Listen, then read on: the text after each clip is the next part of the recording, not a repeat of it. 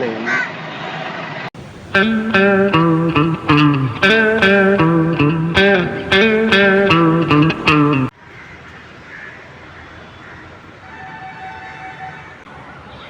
பார்க்கலாம், எவ்வளோ நாள் வரல, இன்னைக்கு போஸ்ட் கொடுக்குறாங்களா பார்க்கலாம். நம்ம டீம் யார் வாங்க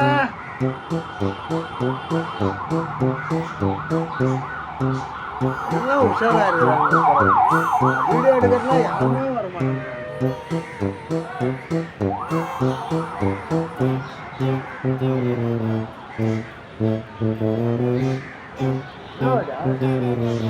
எல்லாம் உஷாரா இருக்கிறீங்களா? நீங்களாவது வாங்கப்பா, யாருன்னா வந்தீங்கன்னா தானே வாங்கப்பா. ஒன்றும் இல்லை. அங்கே பாருங்க, நம்ம வர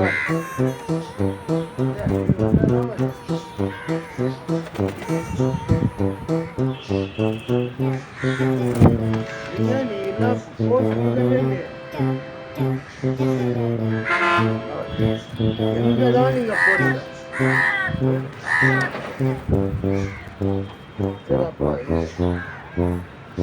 Hi buddies, good evening to all. இன்னைக்கு வெற்றிகரமாக 6வது நாள் பிரம்ம முகூர்த்தத்தில் காலையில் 4 மணிக்கு கண் முழிச்சிருக்கோம். ரெகுலராக போயிட்டுருக்க ஒரு விஷயம்.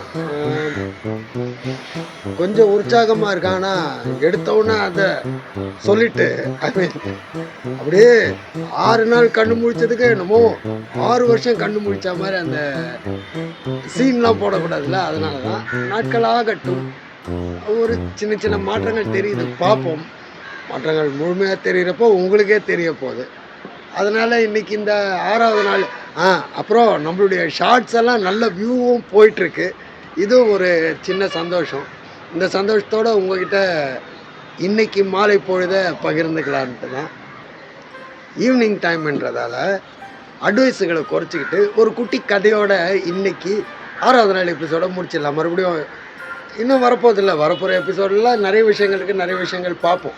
நம்ம விஷயத்தை பற்றியும் பொதுவான கருத்துக்களை பற்றியும். எவ்வளோ நாளைக்கு தான் சரக்குலையே மூழ்கி சரக்கை பற்றியே பேசி இல்லாத விஷயங்கள் டெம்ப்டே ஏற்றுறது. அதை மறக்கிறதுக்கு தானே அவ்வளோ போராடுறேன். அதையே திருப்பி உங்களுக்கு ஞாபகப்படுத்துறது இருக்கும். பட் திருப்ப ஞாபகப்படுத்தினாதான் நீங்கள் விடுற மாதிரி இருந்தால் அதுவும் கவலை இல்லை. திரும்பி ஞாபகப்படுத்திட்டு இருக்கிறேன். ஓகே, இன்றைக்கான கதை. ஒருத்தன் கடவுள்கிட்ட வேணானா, கடவுளே நீ எனக்கு ஒரு 1 லட்சம் ரூபா கொடுத்தீங்கன்னா உனக்கு நான் ஒரு தேங்காய் உடைக்கிறேன்ட்டு. நினச்சே பார்க்கல, எதிர்பார்த்த நேரத்தில் நம்மள மாதிரி 4 மணிக்கு அவன் முழிச்சிருப்பான் போல இருக்கு. கண்ணு முழிச்சு அவன் திறக்கிறானா, எதிரில் கடவுள் நிற்கிறாராம். அவன் கையில் வந்து 1 லட்சம் ரூபா கொடுத்துட்றாராம். இந்தாப்பா நீ கேட்ட 1 லட்சம் ரூபா அப்படின்ட்டு. உடனே இவன் ஞானம் வந்து, அடடா கடவுள் இது மாதிரி கேட்டவனும் கொடுப்பாருன்னு தெரிஞ்சிருந்தா 4 லட்சம் ரூபாயை கேட்டுக்கலாமே. அந்த நினைப்போட சரி 1 லட்ச ரூபா வாங்கி பையில் வச்சுக்கிட்டு தேங்காய் உடைக்கணுமே, தேங்காய் வாங்க கடைக்கு போகிறாங்க. தேங்காய் எவ்வளோங்கன்னு கேட்குறாங்க. தேங்காய் கடைக்காரர் 5 ரூபான்றாராம். என்னப்பா விலை இவ்வளோ அதிகமாக இருக்குது, இவ்வளோ விலைக்கு வேணான்னா அப்போ நீங்கள் ஒன்று பண்ணுங்கள், பக்கத்து ஊருக்கு போங்க, பக்கத்து ஊரில் தென்னந்தோப்பு நிறைய, அங்கே உங்களுக்கு கம்மியாக கிடைக்கும் தேங்காய்ன்றாராம். சரி இவனும் பக்கத்து ஊருக்கு போகிறானா. பக்கத்து ஊரில் போய் விலை விசாரிக்கிறேன்னா எவ்வளோப்பா தேங்காய்னா அவர் 3 ரூபான்றாராம். அப்பா என்னப்பா நீயும் இவ்வளோ அதிகமாக சொல்கிற, இன்னும் கொஞ்சம் கம்மியாக எதிர்பார்க்குறாங்கண்ணா. ஓ இன்னும் கம்மியாக எதிர்பார்க்குறீங்களா? அப்போது அதோ தெரியுது பாருங்கள், ஆத்தங்கரை ஓரம் அங்கே இருக்கிற தென்னை மரம் என்னுடைய தான், நீங்களே ஏறி பறிச்சுக்கோங்க, எனக்கு காய்க்கு 1 ரூபா கொடுங்க போதும். ஓ ஓகே இது நல்ல டீலாக இருக்குன்னு சொல்லிட்டு அவரும் போகிறாராம். கையில் வச்சுருந்த 1 லட்ச ரூபாய் இடுப்பில் வச்சு நல்லா கட்டிக்கிட்டு மரத்தில் ஏறி காயும் பறிக்கிறாராம். காயை பறிக்கிறப்போ அந்த மரம் என்ன ஆகுதான், ஆத்தங்கரையில் ஆத்தோரமாக அப்படி வளைவாக வந்து மறுபடியும் மேலே ஏறுற மாதிரி நீங்கள் பார்த்துருப்பீங்க. ஆற்றை தொடுற மாதிரி மேலே ஏறிட்டு இருக்கிறப்ப திடீர்னு ஆற்றுல வந்து பெரிய வெள்ளம் வந்துடுது.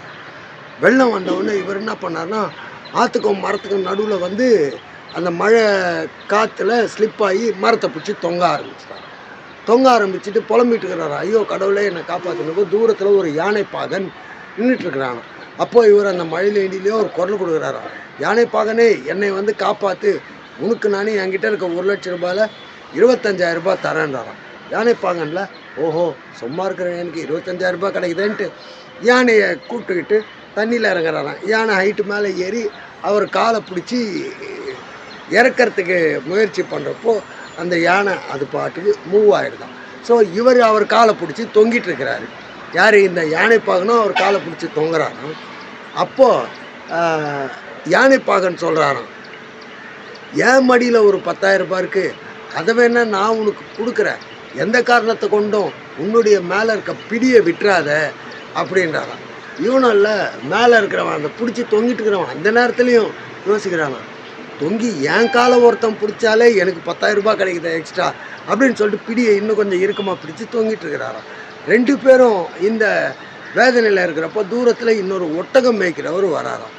இந்த யானைப்பாகன் என்ன பண்ணுறாராம், ஒட்டகம் மேய்க்கிறவரே இங்கே வாங்க, உங்கள் ஒட்டகத்தை எடுத்துகிட்டு வந்து ஸ்டாண்டு மாதிரி நிறுத்தி எங்கள் 2 பேரையும் காப்பாற்றுனீங்கன்னா ஆளுக்கு 10,000 ரூபாய் போட்டு உங்களுக்கு 20,000 ரூபாயா தரோம் அப்படின்னா.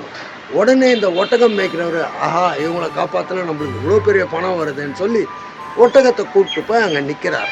நின்றுட்டு அவரும் இந்த யானைப்பாகனுடைய காலை பிடிச்சி இழுக்கலான்னு நினைக்கிறப்போ அந்த ஒட்டகமும் அதே மாதிரி ஆற்று வெள்ளத்தில் லேசாக நகர்ந்து முன்னாடி போயிருக்கான். ஸோ இந்த ஒட்டகக்காரும் இந்த யானைப்பாகனுடைய காலை பிடிச்சிட்டு தொங்குறாராம். அப்போ அந்த ஒட்டக மேய்ப்பாளர் சொல்கிறாராம், ஏன்ப்பா என் மடியில் ஒரு 5,000 ரூபாய் இருக்குது, நீங்கள் 2 பேர் என்ன தளர்த்தி விட்டுறாமல் இருந்தீங்கன்னா அந்த 5,000 ரூபாய் உங்களுக்கு தரேன் அப்படின்றாராம். இந்த மாதிரி தீவிரமான டிஸ்கஷன் போயிட்டுருக்கிறப்போ ஒரு இடி இடித்த சத்தத்தில் மேலே இருக்கிற ஒரு கைப்பிடியை தளர விட்டுறாராம். தளர விட்டவொன்னு 3 பேரும் ஆற்றுல விழுந்துடுறாங்களாம். 3 பேரும் நீந்தி கரையேறி சேர்ந்து வரப்போ 3 பேர் பையில் இருந்த பணமும் அடிச்சுட்டு போயிடுவாங்க. இந்த கதைக்கான தத்துவம் என்னன்னா, பேராசை பெருநஷ்டம். அதாவது நம்ம போகணுமா, ஒரு கோட்டரை போட்டுமா, வீட்டுக்கு போய் நிம்மதியாக இருக்குமான்னு சொல்லிட்டு நினைப்போம். ஆனால் நம்மளை தேடி அங்கே வர ஒருத்தர் என்ன பண்ணார், மச்சான் எனக்காக ஒரு பெக்குன்னுவார். அவருக்காக ஒரு பெக்கை நம்மளும் பாசத்தோடு போடுவோம். அவருடைய ஃப்ரெண்டு ஒருத்தர் வருவார், மாமா எனக்காக ஒரு பெக்குன்னுவார். அவருக்கான பெக்கையை நம்ம பாசமாக போட்டுட்டு வீட்டுக்கு போய் நல்லி சில்லி நாளாசனமாக போகிறது நம்ம மட்டும்தான். அதனால் உங்கள் அளவை உங்களோட வச்சுக்கோங்க. 5 ரூபாய் தேங்கான்னு சொன்னால் 5 ரூபாய்க்கு வாங்கி உடச்சிட்டு வீட்டுக்கு பிறந்தால் அவங்களுக்கு பிரச்சனையே இல்லை. இதுதான் இன்னைய தத்துவத்தோடு இன்றைக்கி 6வது நாளை முடிக்கிறேன். நாளையிலேருந்து உருப்படியாக எதனா ஒரு கண்டென்ட்டுக்கு நானும் ட்ரை பண்ணுறேன். ஓகேங்களா? பாய், டேக் கேர்.